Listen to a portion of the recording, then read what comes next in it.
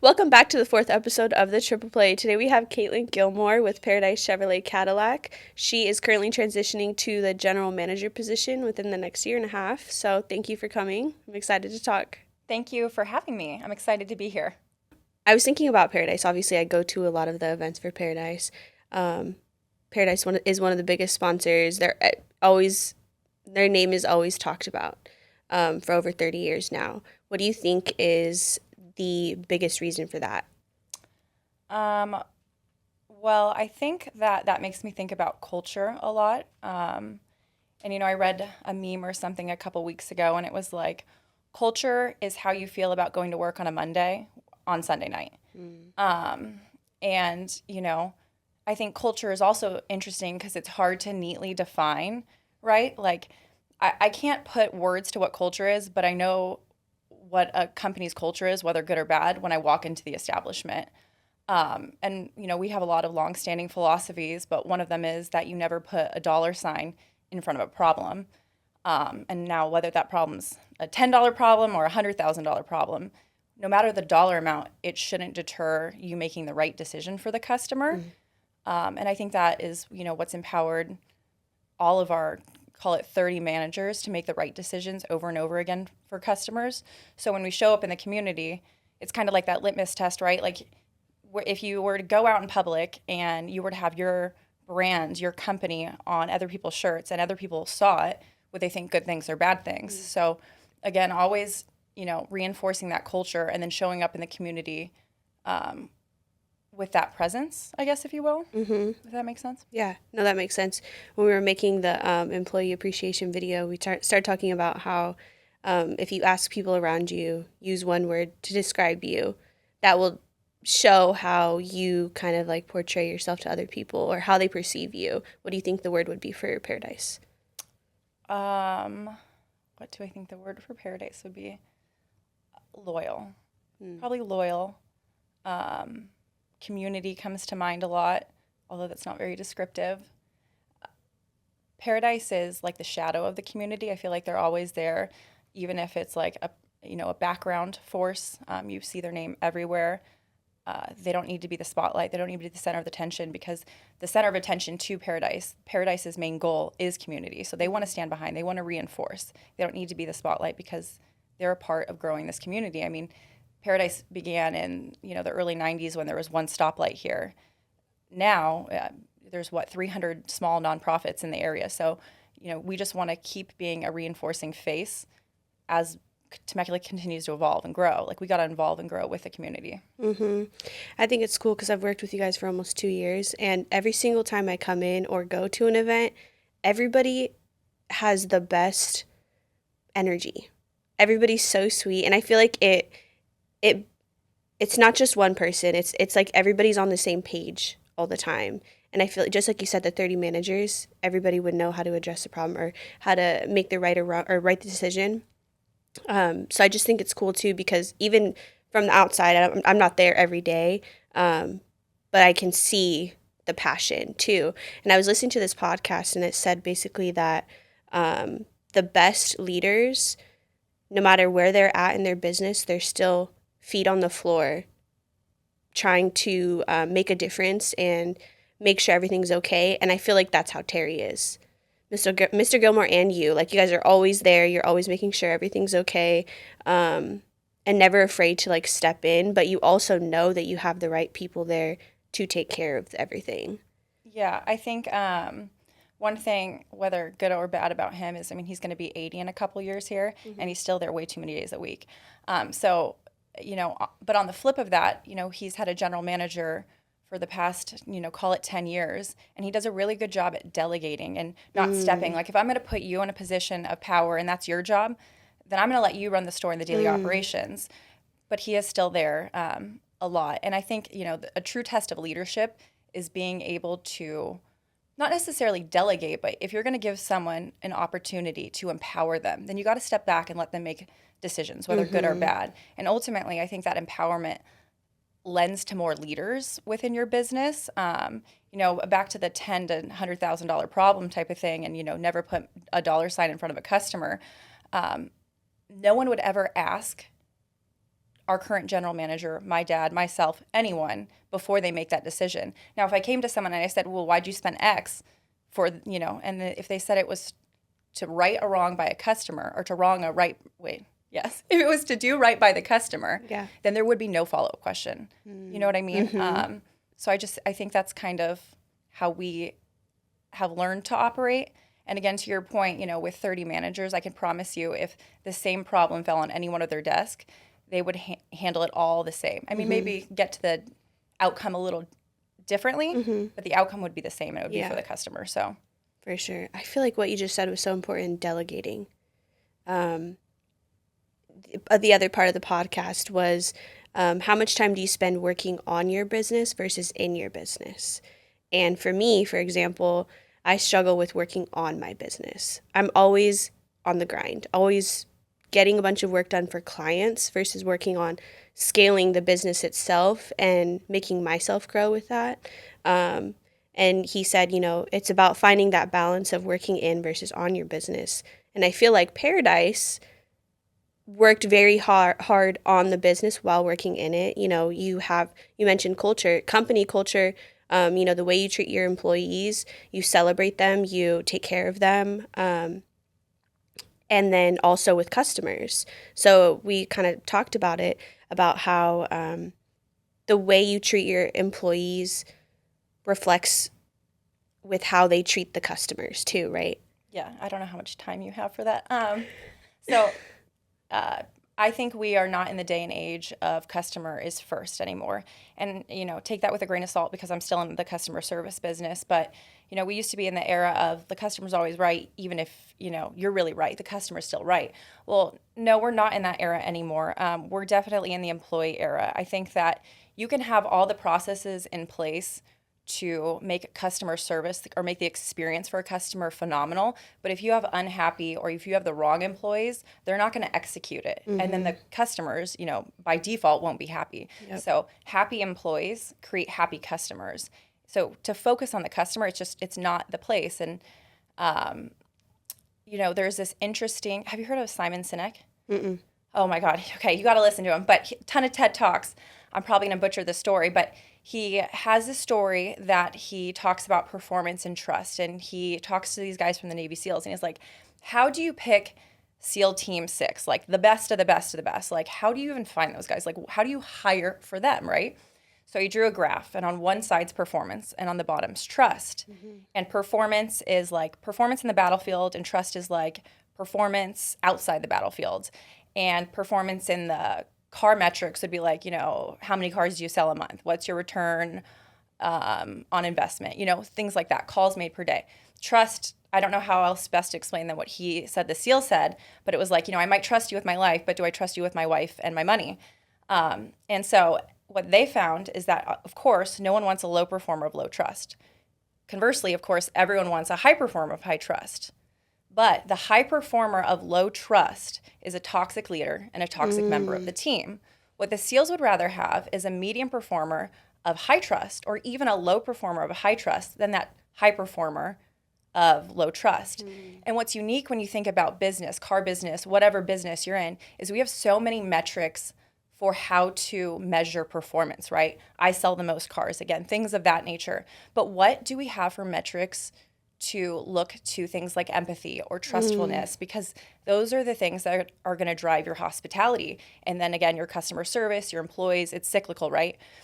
So all that's to say is then since we have these metrics to only look to performance, what we end up doing is we promote toxicity because we're like, this guy's the best at selling cars, promotion. Well, what if he's not good at managing a team? Then he goes into management and he's no longer selling cars, but he has a team of people selling cars, but he can't lead them. So they all fail. One good performer into a manager position, just it doesn't do enough. So that's what I think of when I think of employees a little bit. Oh, wow. So you mentioned the other traits that you look for employees, like empathy. How do you, when you do interviews, how do you determine those types of people? I think it's hard, and I think it's a work in process for us. And, I'm on the cusp of a transition. So in my respective seat, there's a lot that I can control, but there's certain things that are above me, right? So there's things that I'm monitoring, and then I'm like, oh, when I'm in that seat, this is what I'm going to do. Probably easier said than done, right? But, right now our onboarding strategy is kind of on a whim. Like, if I'm a manager and I interview someone, I'm probably going to ask different questions than what you count as important. So what I would personally look for in empathy is like, what's someone's why, right? Like, you can be a 6-month employee or a 60-year employee of Paradise. I don't need you to be long term, but like, have a purpose. If you're going to be there for 6 months, like, I want you to understand our mission statement, and I want you to not necessarily buy in. I don't love that phrase, but I want you to understand that when you come here, you're not coming here to be here 9 to 5. You're coming here for a reason, whether that's serving the community, whether that's, X, Y, and Z.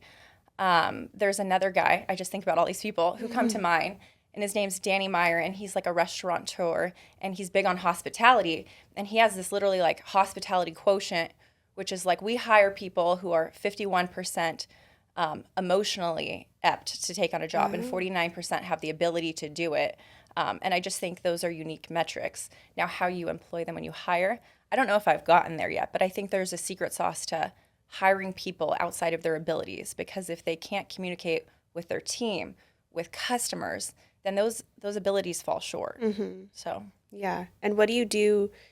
Do you have systems in place to better equip people? So, for instance, say you hire somebody and you realize they're struggling in this area. What is the process to help them, move up or get better? So everything's pretty hands-on. We always also warn people when we're onboarding them that we are so process-oriented, and a lot of dealerships are still kind of like the wild, wild west. Like, you get hired, where's your sales license? We're going to throw it on the board and we're going to throw you out to the wolves type of thing. With us, we're like, no, we're going to sit you up in our BDC and you're going to take phone calls for 2 months. I don't care if you're tenured at a different dealership. Like, we really take them through the process. And I think a big thing with anyone to even know if they're experiencing any difficulties at work is to constantly do check-ins with them. Communication, how are we feeling? How is it taking this customer? And, that transcends to service and parts too. But I feel like on the sales side of things, you're always in front of customers. And I think there's a lot of self-reflection in sales. Like, you're constantly asking questions and you're asking for a sale. And if you don't get there, well, maybe you have a trust issue. So we do a lot of team building. We do a lot of training. There can never be enough training. Oh, I love that. That's awesome, though. So you're stepping into the leadership role next year, right? Yes. Our general manager leaves December 31st of next year. He's moving to Hawaii. So I have, or not Hawaii, Florida. Sorry. I was like, Hawaii. Oh, Florida's nice, yeah. too. So he is gone in a year and a half. So I'm a little scared for it. But how do you feel about that? What are you doing right now to prepare yourself for that time? Not think about it. It's interesting. I was telling someone the other day, I'm like, you would think it's coming up so quickly now that I would process the next step, or what am I going to be doing next, and what does that look like? But I feel like I'm so immersed, whether a good or bad thing, in my current role, that I really never get too caught up in what is it going to look like in a year and a half from now. But for the time being, I'm going to sit with our general manager for a year and a half. I've held these normal roles for years and years and years, and now I'm going to kind of just shadow. So it's a blessing to be able to do so. But it does feel like mounting pressure because there is a time and a timeline. But the biggest thing for me is, as he steps away, I would say my number one concern, if you will, would be taking everything that has made Paradise what Paradise is today and maintaining it, while simultaneously bringing something fresh, something innovative, something that's within keeping to the time, something that employees want, something that customers want. And then the second thing, probably not as big, but it always looms with me, is that I just never want to be defined by external factors, like the fact that I'm a young female. So I think I'll come to head with that at times, but that's definitely something on my mind.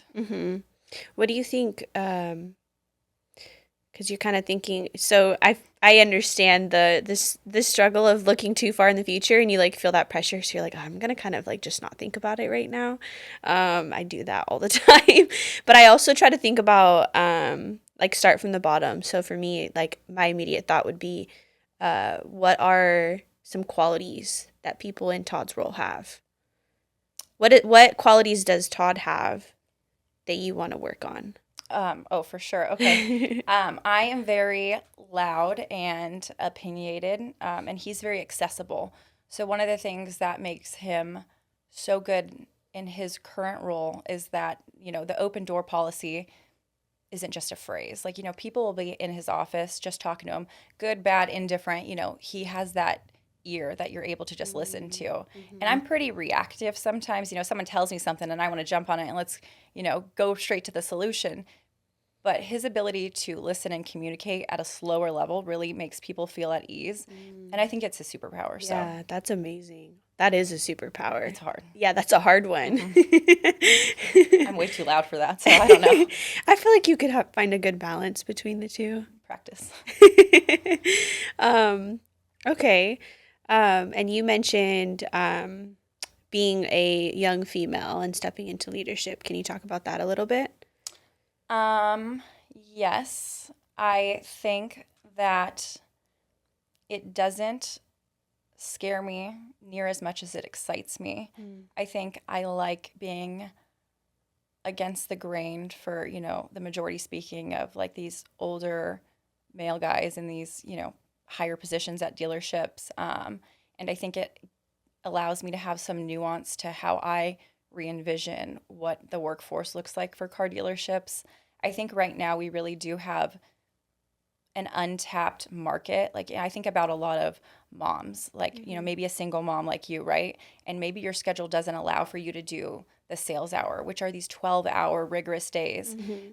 But we would be so blessed to have someone like you work for us. Like you are such a powerhouse. But if we don't give you the opportunity to be your own entrepreneur within the confines of a car dealership, then we'll never know what we're missing out on. So I think, again, that I'm not too scared of being a young female. I think it gives me something to differentiate myself.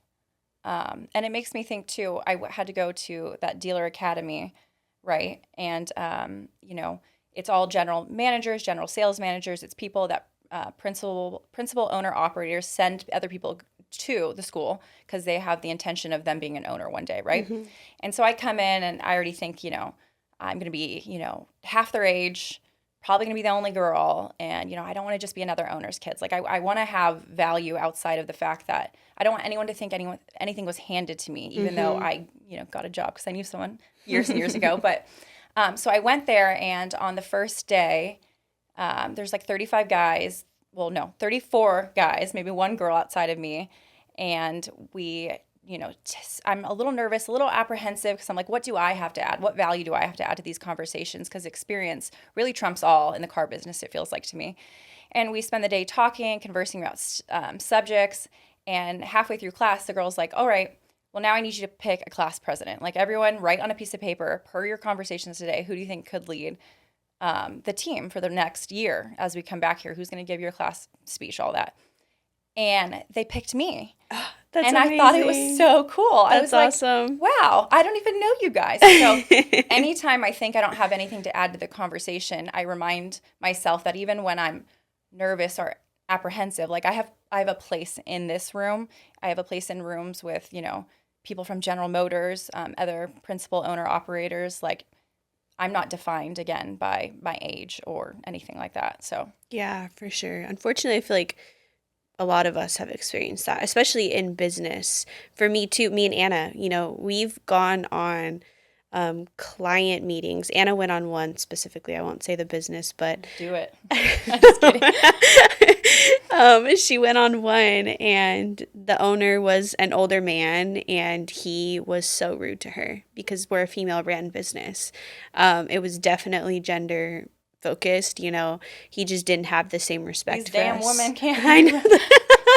He probably knows nothing. He doesn't know what Instagram is, but he's telling literally you. Did not. No, knows nothing, which is like, that's what boggles my mind, is the fact that everybody has their own talents and their own specialties. So for us, it was social media. And so he, coming from, an older man who's never even had a social media account, I feel like naturally you would look to that person for guidance. But because we were women, it was, I don't even know the word, taboo. I don't know. Right. But it's interesting. It motivates me. Like for sure. I think what makes me nervous is thinking about, if I miss opportunities because I'm a woman, but also I don't think I want to be in rooms where those people don't have respect for me because I'm a woman. But I think it otherwise opens doors too, because I think sometimes you just got to get in the room despite the pretenses and you just got to do your thing. You just got to start talking. You just Yeah. got to open your mouth. The same thing I felt in that class. The second I started talking, if anyone had an idea about me, well, they still voted for me. So you just got to make your presence known. So sometimes I think it just takes you breaking into that room, albeit how awkward it is, Yeah. and just, be your unapologetic self, Yeah. because there's a reason you do what you do. There's a reason that guy needed help. There's a reason he went online or whenever. Like, you know what I mean? Like, he probably facilitated you in some capacity, or at least engaged in the conversation because he knew he needed it. Yep. And some people just can't get get away from their own biases. So, Yeah, no, that's very true. but those people will fail. The people who don't That's the difference. take advantage of, everyone can say AI and ChatGPT and all that is like scary, right? But people that said social media was scary X amount of years ago, well, we can't change the fact that new technology is emerging. We can only change our reaction to it, and we can control that. So you just got to welcome change, because even though I could hate X, Y, and Z for how people want to communicate in 2024 to buy a car, well, I got to get with it if I want to stay in the business of selling cars. So that's why evolution's important. If you're complacent, I mean, you're just not going to succeed. No, for sure. And going back to what you said about, when you kind of step into the general manager role, how you want to like maintain and preserve Paradise's overall, I guess, values and systems in that way, but you also want to make it more modern and like bring in the new things. Are you about to ask what these things are?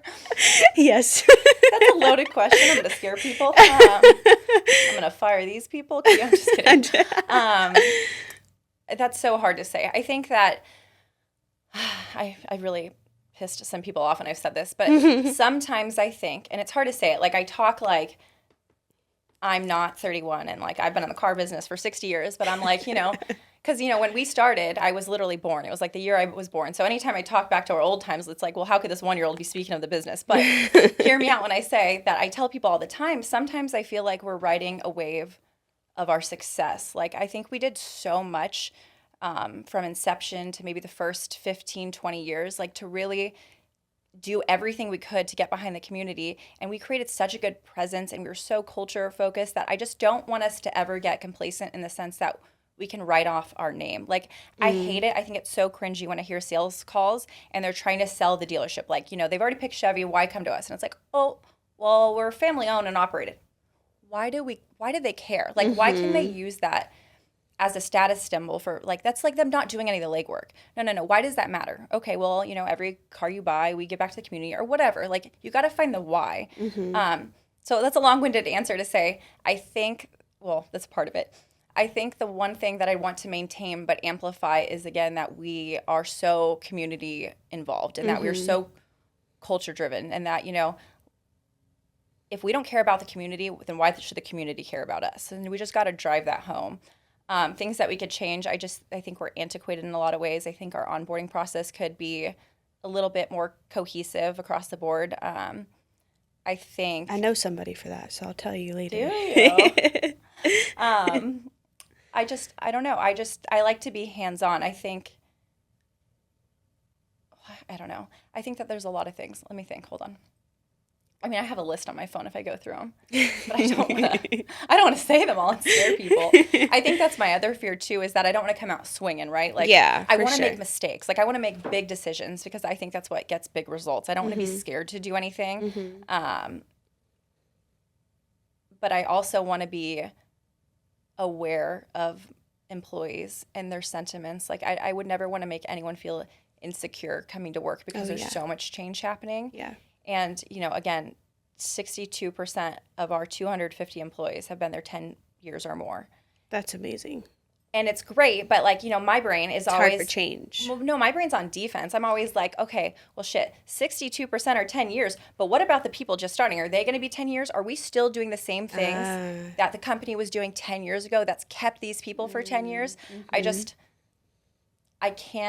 I just always think we should be better. I really, really do. And I don't always know what that looks like, but again, it goes also back to the medium performer, high trust. Like, I want people that I can call at 2 a.m. and, like, let's brainstorm a plan Mm-hmm. to take over the world of Paradise Mm-hmm. because they're so in it. They're so committed, and they don't have to be the best at their job, but they're passionate about getting better and just serving the community. Yeah. No, I totally understand what you're saying. That really didn't answer your question. There's a I lot mean, of things. yeah, no, I didn't need anything specific. I think it's cool just to hear in general, like your overarching theme or vision for the future. I wanted to bring up another example, even relating to automotive industry and women in automotive industry, because my mom, she fixes cars for a living. I didn't know that. Yeah, and I love telling people that because their jaws drop. But my mom's actually like a mechanic. She does full. Would she like to be a technician at Paradise? Probably, I'll tell her. Okay. She loves doing body work too. Like, Yeah. she'll her and her partner will buy older cars and redo all of them and then that's resell cool. them. Yeah. It was funny too because one of my neighbors, I moved in January, was Jimmy from the body shop. And Oh, yeah, no so I way. see him like every other RIP the day body now. shop, though. I know. So I see him all the time. He works at Tesla now, but I'm trying to get him to work with my mom too. And when I told him that she worked in He's like, what? the same, essentially exactly what he's doing, he was like, what? Like, he was so shocked. They're the same age too. So he was just like, what the heck? But it's one of those things where I love telling people because it just sets the tone of like, we really can do whatever we want. It doesn't matter. I know somebody who's in welding. She's a woman. It's just really cool to see too the difference in time. The company that I work for, my corporate day job, the director of communications is a woman. The CFO is a woman. The director of acquisitions is a woman. So I love seeing women go into more positions of power. That's why I'm so excited. I wasn't sure if you were gonna go like take over Todd's role, and then when you told me that, I was like, yes, this is a win. Yeah, it's awesome. I think just dismantling norms altogether is just, it's so cool to be a part of. But I think, again, outside of the women who do it, like if you in your business, like you got to also seek moments and opportunities to be the one creating those spaces because, I can think like, hell yeah, I'm a woman in business, but like shame on me if I'm not a woman in business creating more space for women in business. And I think that, again, opening like things like flexible hours because, I mean, you know what it's like to be a mom. Like you want to spend the time and there's certain sacrifices you make to be in business as a mom. Absolutely. But that doesn't mean you need to give up, 13 hours a day, 5 days a week. Like, and when I decided we need someone for social media, before we had you, we had someone in-house. And I was like telling, someone, I'm like, I feel like this is wrong. And I wasn't the shot caller. I just gave the idea for social media. And then we took someone who's a creative like yourself, who's in the social media space, who wants multiple jobs. That's how you, make your money. And then we put her in-house 9 to 5. Like, way to take a creative job. Yep. And just take all the excitement out of it, right? Like, there are certain positions that don't need to be in office and they don't need to be 12 hours. And we live in a day and age where everyone wants to work without doing normative work. Like, that's just the world we live in. My big thing I always think about is Gen Z is going to enter the workforce at some time, right? Or they are. And they're so precarious because they were told not to work during COVID for a couple of years. And now we're like, well, shit, unemployment's up. Like, we need people to come to work. Yep. Well, how do you get people to work who you've told not to work for 3 years when all they're looking around is, social media influencers and all these non-normative ways to make money? Like, what's going to propel me to go work 14 hours in the car business outside of maybe the chance for, I don't know, decent income? So again, I just think you got to be more employee-centric than you are customer-centric because otherwise we're going to have no one working for us. You got to find a way to meet people where they're at. And people aren't at 13-hour desk jobs or, talking to customers and hitting the pavement all day. So I think about that a lot too.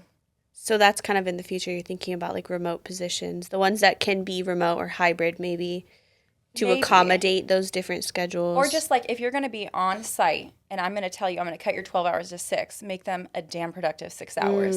Because right now what happens when you're in a 12-hour shift? Well, an hour before lunch I'm thinking about lunch. and then I go to lunch, and then an hour after I'm like recovering from lunch because I have all day. So Yeah. if I have to make 50 phone calls or if I have any tasks, but I know I have 12 hours to do them, Yep. I mean, a sales position is such a awesome experience because, you know, it's the only job where you can kind of simultaneously do everything and nothing all day, right? Like you're not forced to do any certain things because you're talking to a customer, you're doing this, you're helping someone in service.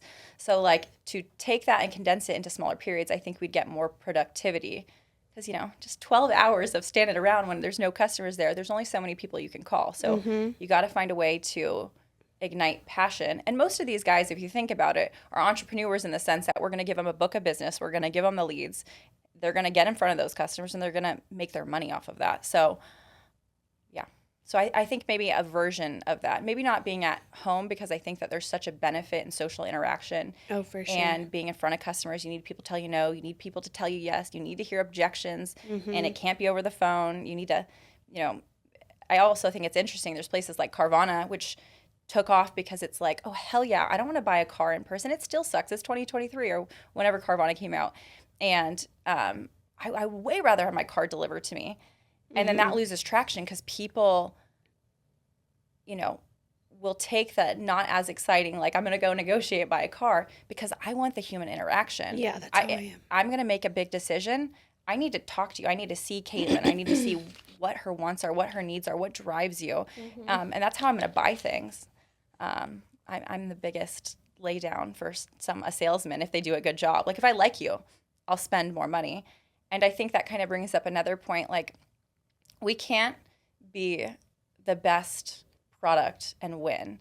And hear me out. I would love for General Motors, for everyone, hands down, all GM products, for everyone to think it's the best. But that's arguable, right? Like if I say Chevy's the best, you could say no, Toyota's the best. I want to be everyone's favorite place to go because that is an opinion and no one, I can never tell you. If you tell me this is my opinion, well, I can't argue with your opinion. So I think the true power in what I want to accomplish is not being the top rated car. I can't control what Chevy produces, but I want to be the favorite place to go where you feel like, well, shoot, so many of my friends buy a car from there. I'm going to buy a car from there. Even if it's not my number one choice in product, I will buy a car from there.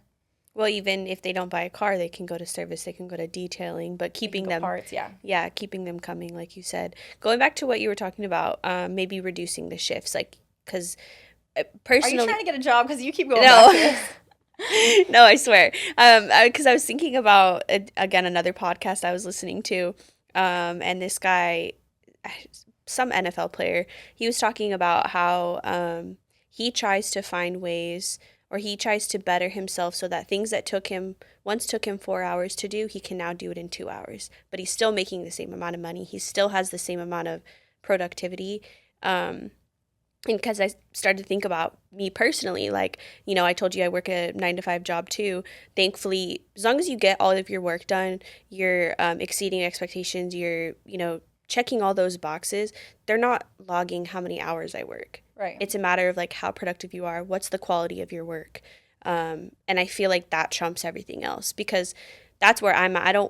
I have kids and I don't want to spend 10 hours a day working. I want to be able to be with them. So I'm going to try to figure out how I can get more stuff done in 6 hours at the same quality and this be just as productive.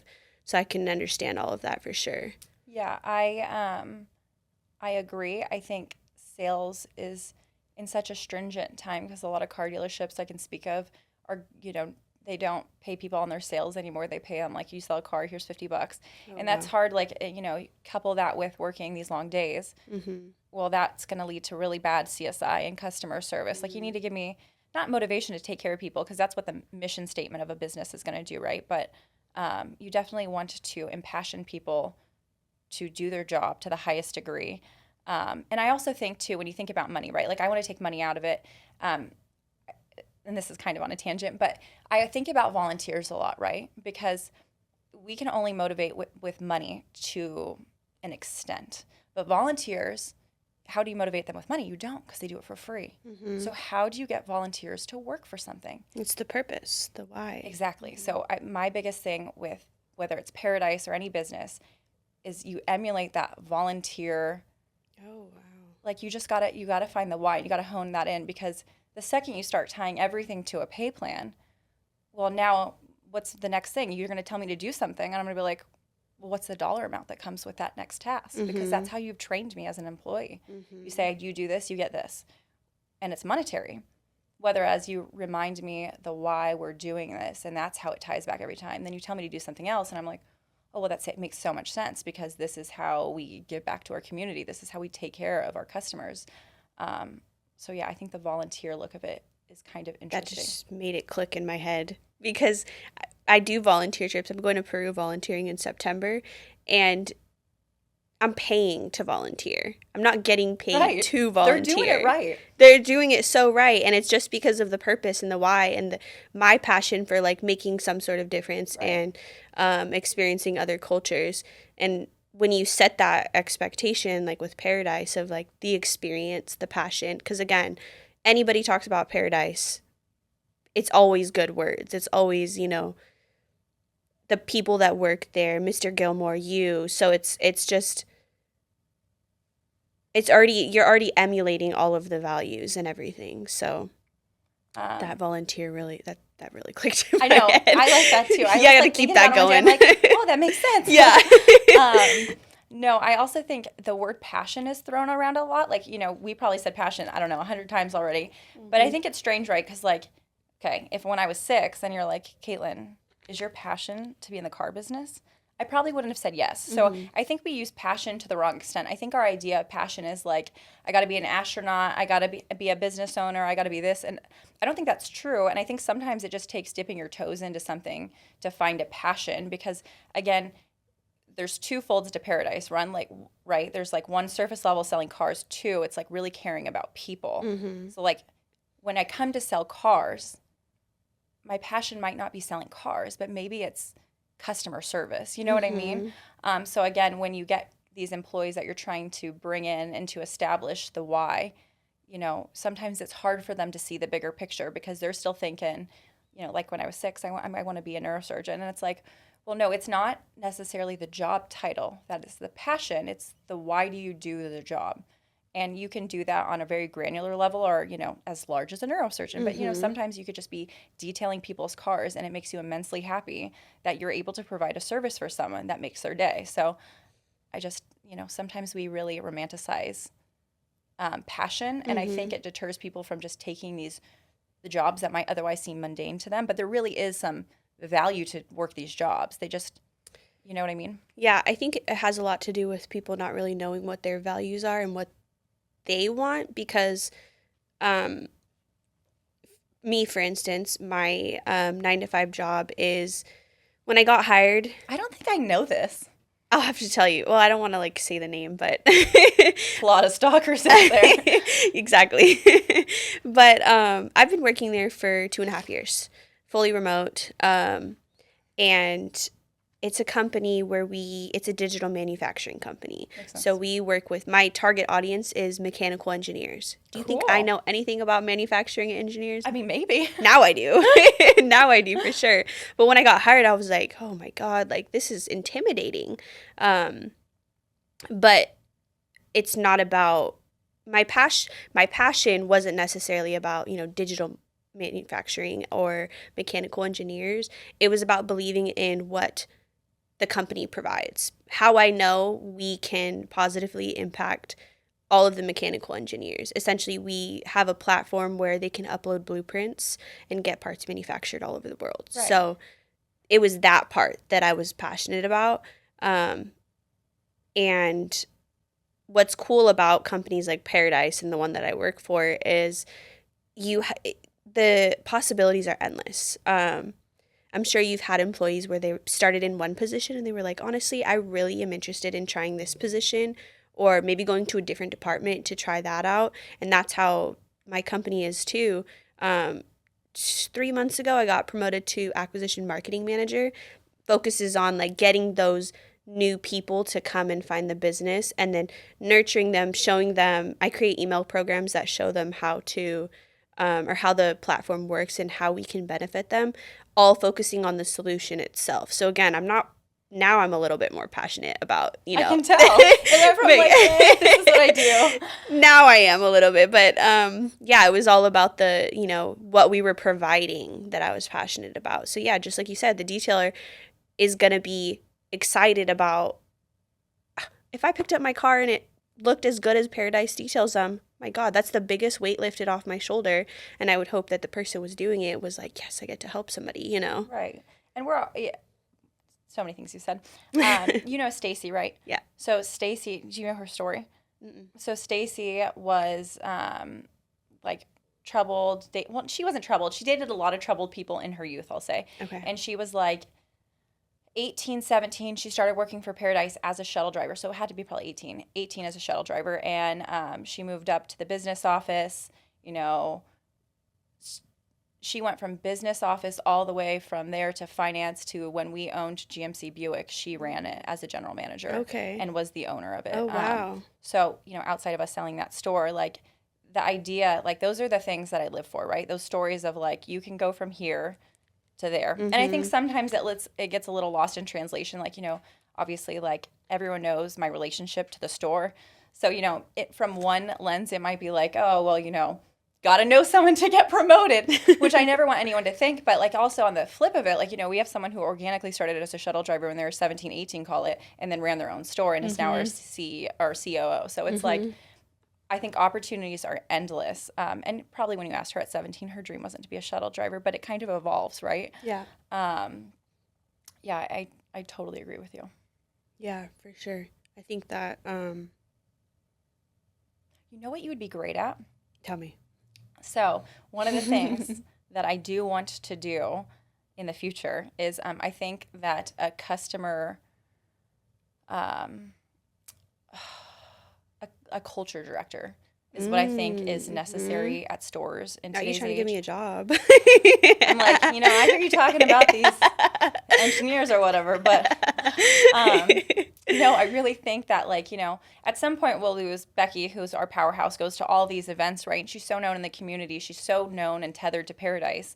And at some point she'll, good for her, retire. But, outside of even what she does, I think that there's more value to doing some internal culture building, right? Like, to feel the purpose. And, we're such a large store in the sense that we have multiple roofs under one house. We have parts and service and detail and recon and the wrap shop and sales and used cars. And like, you got to get these people all gelling together and then getting their involvement in the community and doing these events together. So I think a great job for you would be keeping the community within the dealership. Just like a thriving role. And my friend, shout out Josh, I met him at dealer school and he's running a dealership in Salt Lake. And, I went on their website so they have an employee website. They create it just for the employees. It has like an FAQ. It's like, where do I park my car? When do I get my benefits? What's my employee discount? It has all these cool events on there. You can select and do 2 free massages a month on company property. And I'm like, oh, wow, this is how you keep employees to stay. Like, this is awesome. So I just think there's a lot of work to be done because people more than ever are seeking for resources within their work to make them feel valued and, make sure that things like mental health are addressed. So I just think absolutely. that like that is our culture. It's a culture director. Yeah. No, that's a good idea. A coffee shop that I used to work with, they had a position, I think they called him captain of culture. Cute. So he was kind of in charge of everything that you just described, like making sure the employees were okay and, building that culture, planning the Christmas party, things like that. Yeah. Definitely will be interested in that. So we'll talk about it. Mm-hmm. Yeah. No, that's a good idea. I should offer that. I'm ready whenever you are. I love it. Okay. Well, I had a really good time talking. It's like a first date. This has been fun. I feel like we're at the door right now. Like you're about to kiss me. That's a good, what is that, analogy? This is literally what's happening. Like we're never going to see each other again, but you feel it's cordial to give me a have kiss a great right day. This is fun. I swear, the beginning and the end, I'm so awkward. I think that was a good ending. Yeah, honestly, we should keep that. No, but really, thank you so much for coming today. I really appreciate you taking the time out. I'm definitely going to have you again because I feel like there's an endless amount of things we could talk about. Yeah, I feel like we could segue to like momhood or Men. I'm just kidding. Yeah. Hell yeah. I was My two listening. phones. So I was listening to the podcast, right? And I was trying to get some like tea on like what I was going to be asked. And then I was like, wait, I want some details on you. Like, who is going to interview you? Like, I got to know you a little bit better. I'm like, that's kind of dangerous putting your stuff out there online. It is. I was about to ask you about something I saw last night online here, but I'm not yeah, going to. no. Okay. I addressed it earlier already. Part of it. Anyways, but I'm super thankful for you. Everything you do at Paradise is invaluable. And just you as a friendship, you in business, like I can't wait to see what conversation we'll have in 5 years or in 10 years, and what's it going to look like, and how's the evolution going to be, and what's remained the same. So thank you. Thank you.